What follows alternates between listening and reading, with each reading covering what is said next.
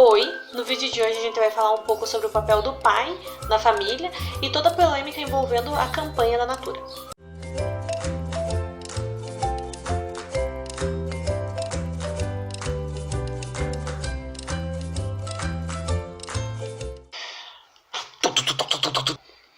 Oi, meu nome é Dayana. E eu sou o Rafael. Nós somos os criadores do canal Nos Tornamos Três. E essa travada nós somos. Oi, meu nome é Dayana. E eu sou o Rafael. E nós somos os criadores do canal Nos Tornamos Três e também do programa Casamento com Filhos. Nós aqui tratamos sobre relacionamento, toda a questão envolvendo o casamento e também a criação dos filhos. Pessoal, no vídeo de hoje a gente vai abordar um assunto muito polêmico.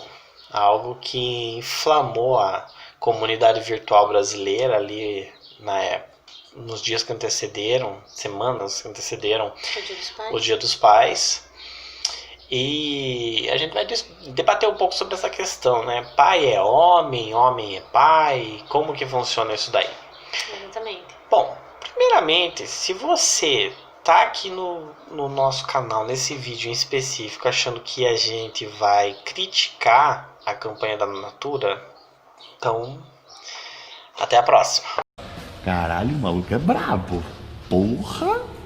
Gente, primeiro de tudo, o que vocês precisam entender é que, pelo menos no nosso entendimento, é que não existe essa separação, papel de pai e papel de mãe. Por quê? O que é ser homem e o que é ser mulher? Será que isso que você entende que é ser homem é realmente ser homem? Ou será que isso é uma construção social, algo que te foi ensinado e que você nunca questionou se realmente isso é ser homem? Você tem determinadas atitudes ou determinados comportamentos porque a sociedade impôs isso, mas existem sociedades onde os homens têm atitudes diferentes. Durante a história do mundo, civilizações apareceram e foram extintas, onde homens e mulheres tinham papéis diferentes na sociedade que hoje seriam criticados. Inclusive algumas sociedades hoje ainda são criticadas, algumas por serem muito liberais, outras por serem muito conservadoras, etc. Você tem que entender que isso que você acha que é ser homem ou que você acha que é ser mulher é uma construção social. Basicamente, e agora falando justamente sobre a questão de ser pai e ser mãe, tudo se confunde muito. Não existe especificamente o papel do pai e não existe especificamente o papel da mãe. Claro que tem a questão fisiológica, né, de dar à luz. Esse realmente é algo que só a mulher pode fazer. A mulher no sentido sexual, no sentido biológico, né, mulher no sentido biológico. Agora, com relação à criação dos filhos, não faz diferença nenhuma. Por que não existe diferença entre papel de pai e papel de mãe?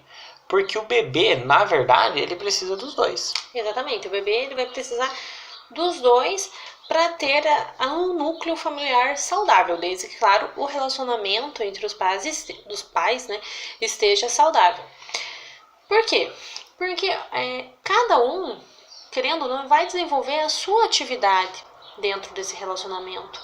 E é importante que se diga que quando a gente está falando do papel de pai e mãe, algumas pesquisas já mostram que não precisa ser necessariamente homem e mulher, ou marido e mulher. Pode ser que uma tia acabe tendo o papel ali que seria do pai ou da mãe, ou uma avó, alguém que esteja próximo, que são realmente essas tarefas que você vai realizar com as crianças.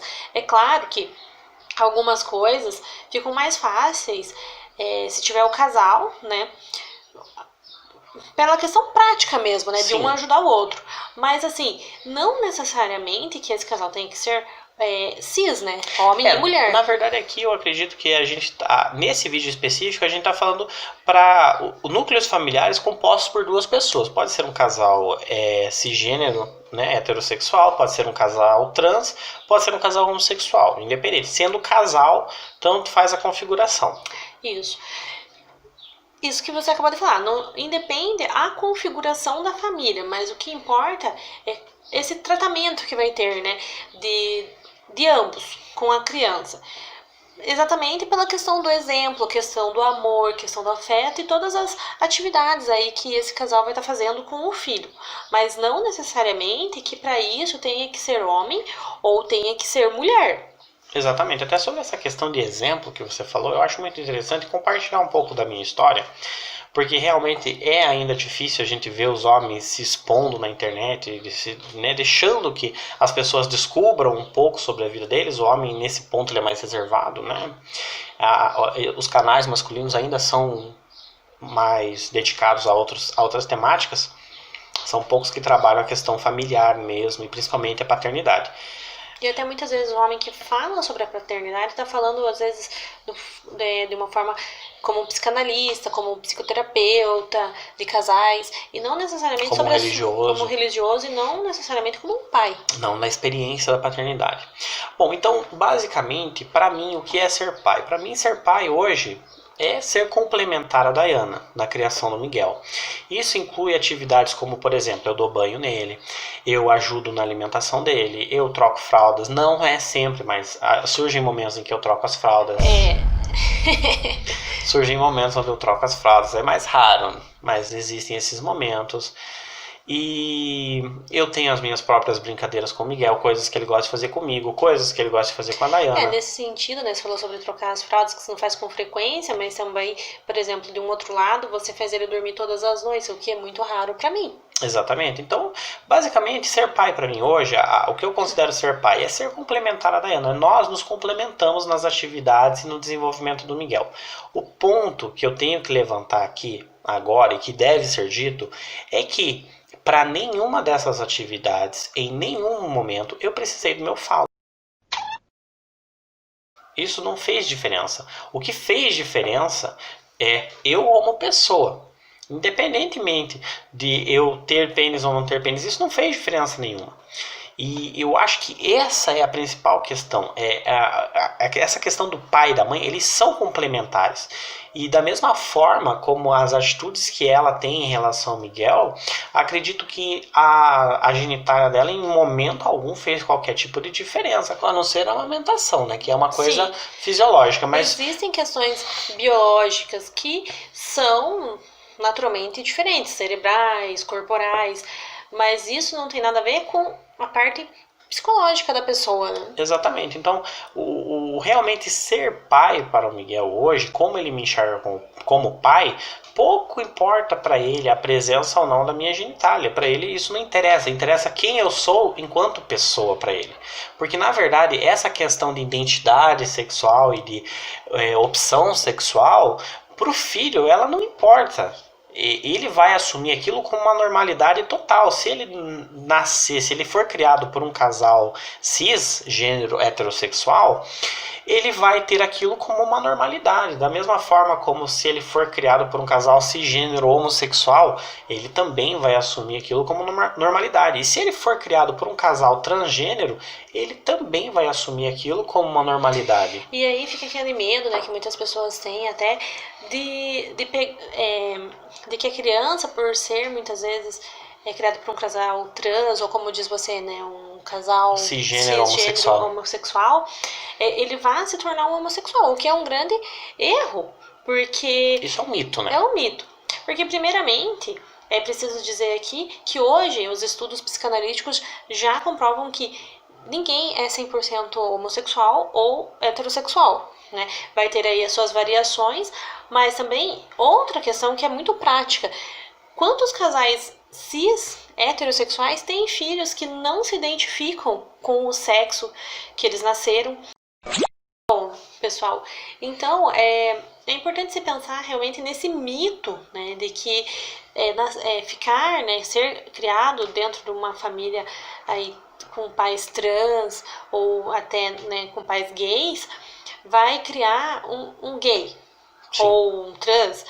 É só pensar no fato prático mesmo, de quantas crianças nasceram no seio de famílias heterossexuais, né, com pais cis, que se identificam realmente dentro aí do gênero que nasceu, e essas crianças, elas se descobrem, né, trans ou se descobrem gays, isso porque faz parte delas, não necessariamente da criação que elas tiveram.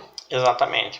Pessoal, antes da gente entrar propriamente na polêmica envolvendo a Natura, se você está gostando desse tema, quer ver mais temas parecidos com esses sendo tratados, essa questão da identidade sexual, da opção e das opções sexuais, não esquece de deixar seu comentário aqui, dá o joinha pra gente, ativa as notificações, se inscreve no nosso canal, o apoio de vocês é muito importante.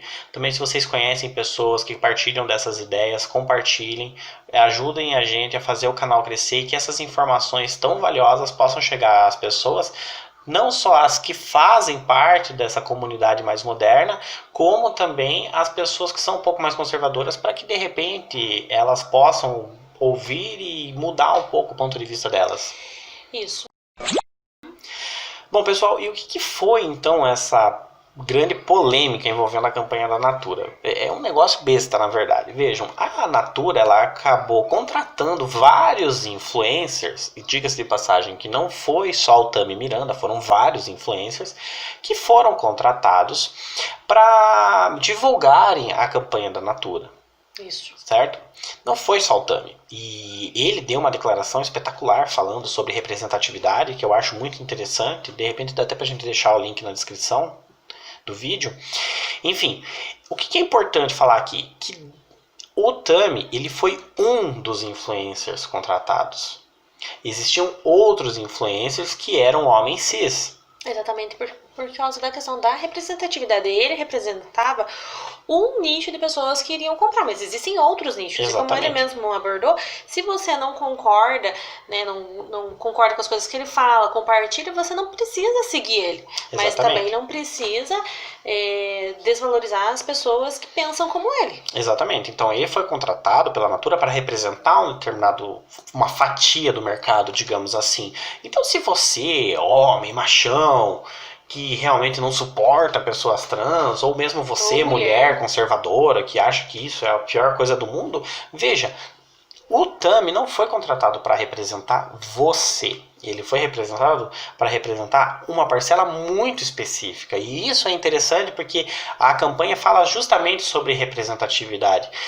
E gerou toda uma polêmica, a comunidade da internet ficou empolvorosa, teve pastor, bispo se pronunciando sobre isso, das igrejas neopentecostais, etc.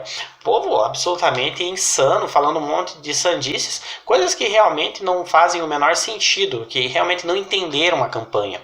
E não tinham por que nem ter se posicionado, porque existiam outros influencers. Eles pegaram um negócio muito pequeno e transformaram num negócio enorme. A Natura agradece, né? Porque as ações dela dispararam.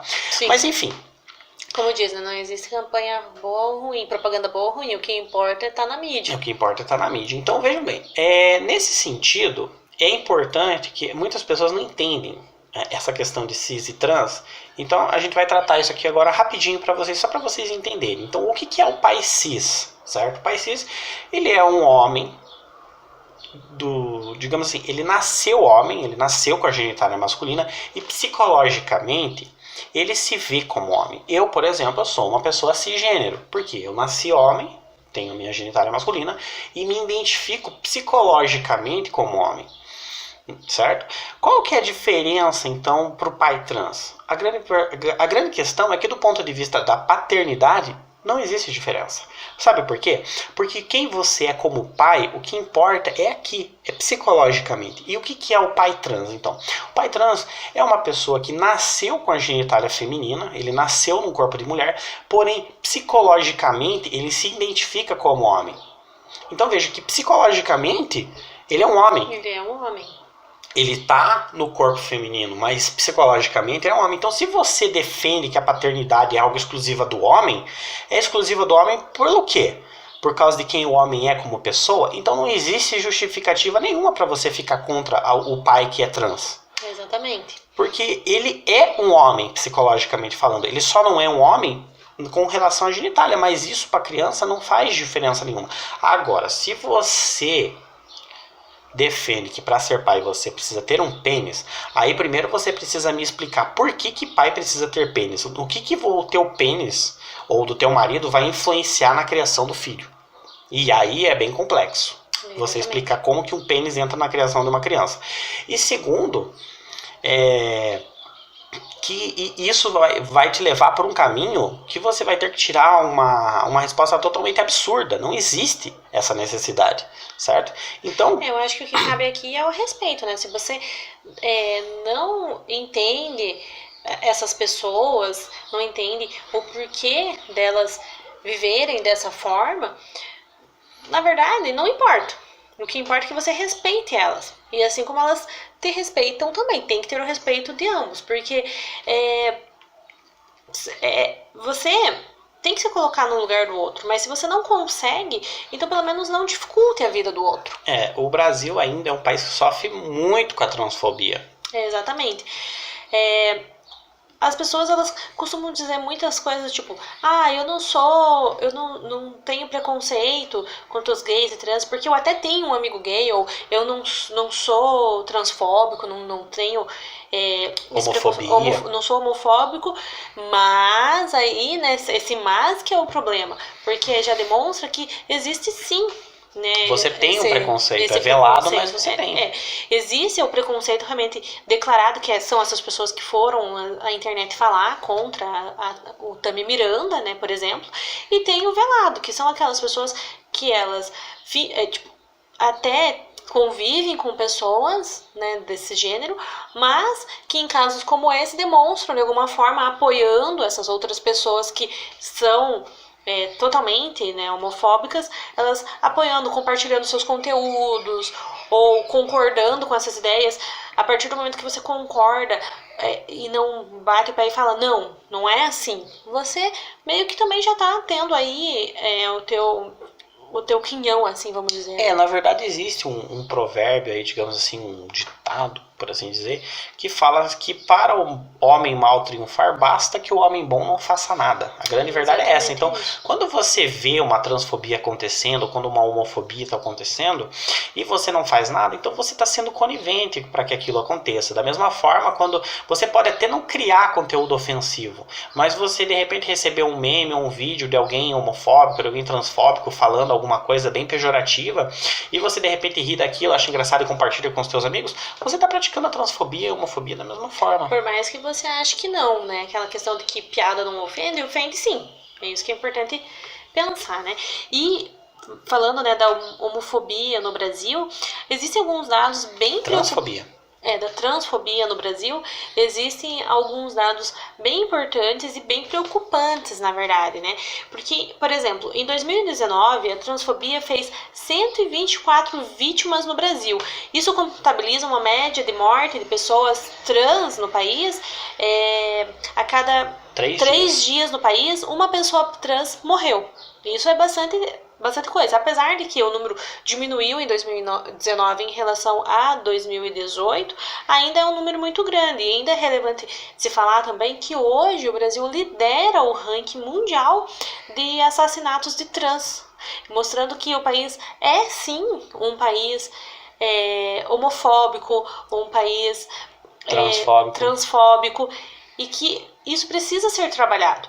E que você que acha que não tem problema nenhum em compartilhar coisas que ofendam um trans, fique sabendo que realmente tem. Porque você está apoiando essa ideologia de que você pode fazer menos dessa pessoa por ela ser diferente de você. É que, na verdade, toda essa questão do preconceito, digamos assim, do extremismo, ela tem uma corrente que...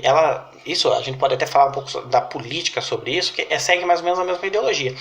Você pode até não ser uma pessoa violenta, uma pessoa que vai levar aquilo até as últimas consequências.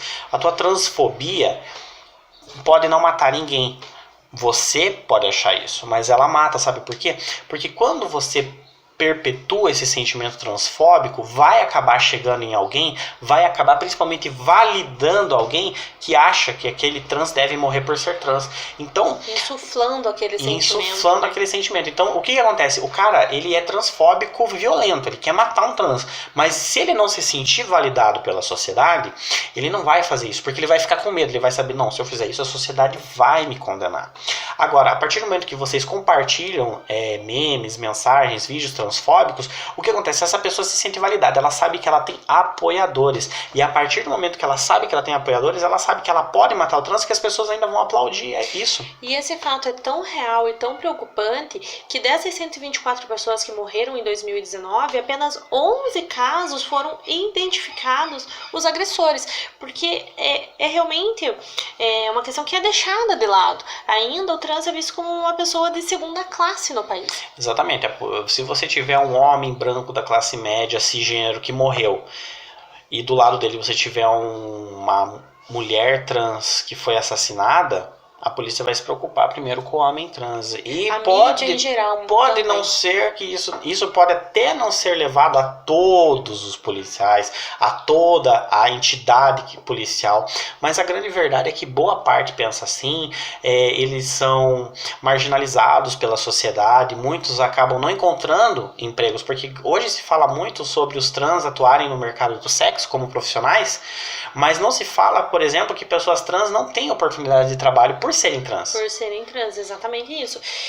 E além disso, né, de todos esses aspectos que a gente já mostrou relevantes, a expectativa de vida, né, da pessoa trans também reduz praticamente pela metade aí da vida de uma pessoa cis. Então, a média dessas pessoas trans é de 35 anos, muito baixo. E isso não é a gente que está falando, os links vão ficar na descrição, vocês podem conferir, são reportagens sérias, de portais sérios, a gente sempre pesquisa tudo antes de pôr aqui no canal. Então realmente, se você ainda tem algum tipo de preconceito sobre essa questão, é importante você entender que o teu preconceito pode sim estar sujando as tuas mãos de sangue quando você compartilha conteúdo ofensivo, porque isso pode acabar chegando em alguém que seja mais extremista, e essa pessoa vai sim sair na rua à noite atrás de uma pessoa trans para matar ela, porque ela acha que aquela pessoa merece morrer por ser trans, e isso realmente é algo que precisa ser combatido no Brasil. Você falou até sobre a questão do trabalho, né? Grande parte desses trans que morrem estão na vida da prostituição exatamente porque não conseguem achar um outro meio, muitas vezes, de trabalho. Subsistência. Aí o que acontece? As pessoas matam elas e não falam, não, mas era uma prostituta, era alguma coisa assim, como se a vida dessa pessoa... desculpa o termo, mas era só um traveco. Era só um traveco, exatamente. Como se a vida dessa pessoa não valesse tanto quanto a nossa. E... inclusive, se você tá nesse vídeo e ficou horrorizado com os dados que a gente trouxe, fique sabendo que você ainda pode voltar atrás, pesquisar mais, se informar mais e realmente tentar entender, né, como que funciona toda essa questão, ou simplesmente não compartilhar mais coisas que são ofensivas e que vão fazer mal para essas pessoas que, na verdade, só pagam por serem diferentes de você. Exatamente. E eu acho isso tão interessante porque, voltando ainda à questão familiar, muitas das pessoas, e algumas até que podem estar nos assistindo, se bem que eu acho que já devem ter desistido nesse ponto, mas se ainda estão nos assistindo, é interessante que existem situações onde, por exemplo, vamos pegar um casal cisgênero, heterossexual. O marido, e eu vou falar dos homens mesmo, porque essa é uma crítica justamente, a gente tá falando do papel masculino, do papel de pai, então vai a crítica ao papel masculino mesmo. Sem falar, né, que a grande parte é o homem mesmo, né, que faz agressão e tudo mais. Então veja bem, o homem, ele bate na mulher, ele bate nos filhos, ele trai a esposa, ele gasta dinheiro com jogos, e não tô falando de que gastar dinheiro só com jogo eletrônico, tô falando o cara que é viciado em poker, é viciado em truco, é viciado em sei lá o que, é viciado em bebidas, homens que são, sabe, rudes mesmo dentro do relacionamento, só que o cara vai na igreja, ele vai no culto todo domingo, fala amém, amém, Senhor, e tá tudo bem. Porque ele foi na igreja, ele cumpriu o papel dele perante a sociedade, mas ele volta para casa no domingo ou na tarde e ele acaba ficando estressado, ele mete a mão na cara da esposa, ou ele fala que tem que ir pro futebol com os amigos e vai na casa da amante. E daí depois vem aquela outra ideologia, né, marido e mulher não se mete a colher. Exatamente. Também, né? Então veja bem, então você tem toda uma situação de homens cisgêneros que são pessoas muito ruins, que esses sim deveriam ser criticados pela sociedade, mas você não vê muita gente desses que estão criticando a campanha da Natura, criticando o Tami Miranda, muitos deles você não vê falando sobre essas questões que ocorrem dentro dos relacionamentos heterossexuais de pessoas cisgênero. Então, vejam, é um peso e uma medida para tudo.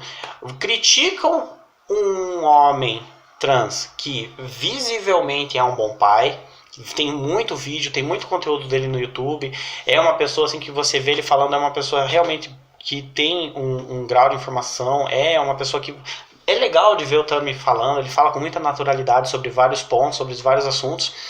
E aí você tem uma parcela da sociedade que se levanta com esse cara com qual o motivo? Qual é a única coisa que eles têm contra ele? Ele é um homem transgênero. Mas aí você tem uma legião de homens cisgênero que são verdadeiros monstros, mas que poucas dessas pessoas que se levantaram ousam falar qualquer tipo de coisa. Porque daí é a família tradicional, né? A família tradicional, inclusive, exatamente. Tem uma propaganda da Quali, né? Sobre o a família vídeo do Porta dos Fundos, né? Do Porta dos Fundos, que é uma propaganda da Quali, que mostra, né, a família tradicional, que também é bem legal, bem engraçado. Se vocês quiserem até ver esse vídeo, vai ser bem engraçado de vocês verem também, mostrando um pouco aí, né, da ironia da família tradicional brasileira. Que é isso que você falou, né? O cara é agressivo, a família tá toda desestruturada, mas não tem problema nenhum, porque é um homem e uma mulher. Porque é um homem cisgênero. Cisgênero, né? É exatamente isso. Então, o que a gente quer deixar aqui, né, nesse vídeo? Sejam respeitosos e não sejam hipócritas. Um homem, ele cis ou trans, o que vai fazer ele de bom pai são as suas atitudes, e não a questão de ter falo ou não ter falo, ou da mesma forma também, né, uma mulher trans, um homem trans, tanto faz. Um homem cis, uma mulher cis, gênero, o que importa realmente é a intenção dele de ser um bom pai, uma boa mãe, um bom marido, uma boa esposa. A questão é essa, e não a questão de se é um casal de homem cis e mulher cis. Então, sejam honestos consigo mesmo. Admitam que a questão ali é simplesmente porque ele é um homem trans. Exatamente. Né? E respeitem mais, tenham mais cuidado ao falar do outro, porque parece, né, que por ser rede social não tem problema nenhum de xingar, de fazer mal, mas é a mesma coisa, é como se coloca no lugar, pensa se você estivesse falando essas coisas, compartilhando essas coisas na cara da pessoa, você faria isso? Sempre se pergunta isso, você gostaria que fizesse isso com você? Como você se sentiria se fizessem tais coisas com você? E se você achar que uma coisa que você vai compartilhar te ofenderia se fosse você no lugar daquela pessoa, não faça. Não faça, porque aí você está sendo realmente hipócrita. Exatamente. Pessoal, o vídeo ficou um pouco longo, mas realmente era uma coisa muito importante a ser dita. Eu sei que muita gente vai torcer o nariz para esse tipo de conteúdo, mas é algo que realmente é importante se dizer. E eu quero dizer aqui, assim, na finalização, que essa questão de identidade de gênero e de opção sexual, de orientação sexual, é realmente algo difícil de você entender. Nós mesmos, nós tivemos que estudar durante esses anos, nós tivemos que ir atrás para justamente cuidar com tal preconceito velado. Nós nos corrigimos em muitas atitudes que nós tínhamos. Nós não somos pessoas perfeitas, nós também erramos, nós errávamos muito, nós conseguimos mudar várias dessas atitudes. E eu recomendo que todos que têm essas dúvidas procurem entender o que é realmente a identidade de gênero, o que é uma orientação sexual, quais são realmente os desafios que essa comunidade nova, que a comunidade mais moderna, ela sofre no dia a dia da sociedade. E, enfim, é isso que eu tinha para dizer para vocês. Espero que vocês tenham gostado. É isso aí, pessoal. Então, se vocês gostaram do conteúdo, não deixem de clicar, né? Como dizem, meta o dedão aí no like. Também ativa o sininho para as notificações. Toda semana a gente faz 2 vídeos para vocês.